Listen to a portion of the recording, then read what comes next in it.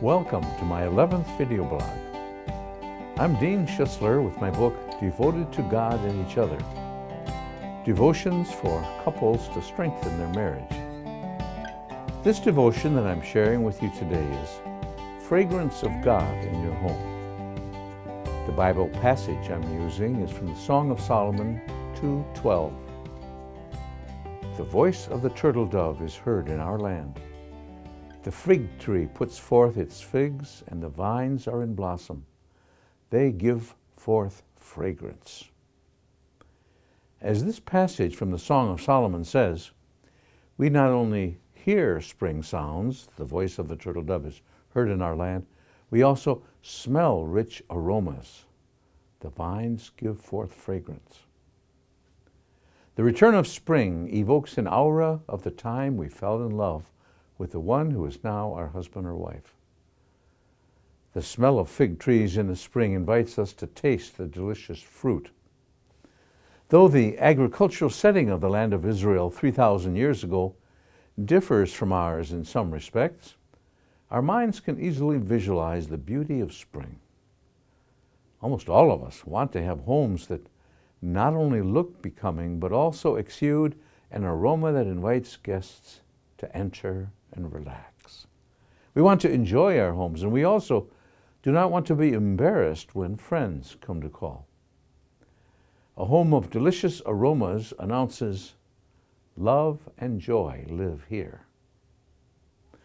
Our senses work together to present us with a total aesthetic experience. The sounds of birds sing their happiness that spring has returned. The smells of blossoming trees assure us that this year's growth in the biological world has begun. These stimuli prove to us that we can trust the signals our senses communicate to us. Scientists have studied which of the five senses, sight, hearing, smell, taste, or touch, is it that our bodies trust most. The sense of smell was the winner. We trust our olfactory nerves more implicitly than the other four senses because the sense of smell seems to lie to us least often. Even our sense of taste gets help from her sister sense of smell. Our tongue is only able to distinguish four broad tastes: sweet, sour, salty, and bitter. The final taste test is done by our nose. We smell various tastes inside our noses, enabling us to enjoy thousands of tastes. You open the door of your garage and drive in, closing the door on a demanding day of work.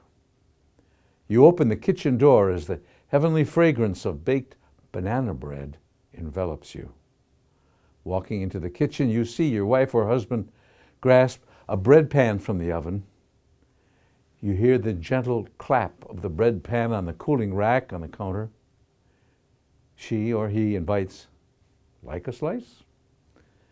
You talk about the events of your mutual day as the banana bread cools. She or he cuts you a piece. You enjoy the soft, moist feel of the bread. You are home. You couples who are viewing this, try these "let's apply" suggestions. We know that the enjoyment of our senses, while very pleasurable, is not something we should idolize apart from the giver. Take each sense in turn and thank God for the gifts He gives us of our hearing, seeing, smelling, tasting, and touching. Now, following the words on your screen, please pray together with me. Thank you, Creative Lord, for all you've given to enrich our lives. You not only made us from scratch, you also used a myriad of means to nourish our whole persons. As you feed and fuel our bodies, minds, and spirits, you strengthen us to live for you. You give us the strength and willing motivation to serve people with your love. Thank you for keeping our praises pure, free from idolatry. In Jesus, amen.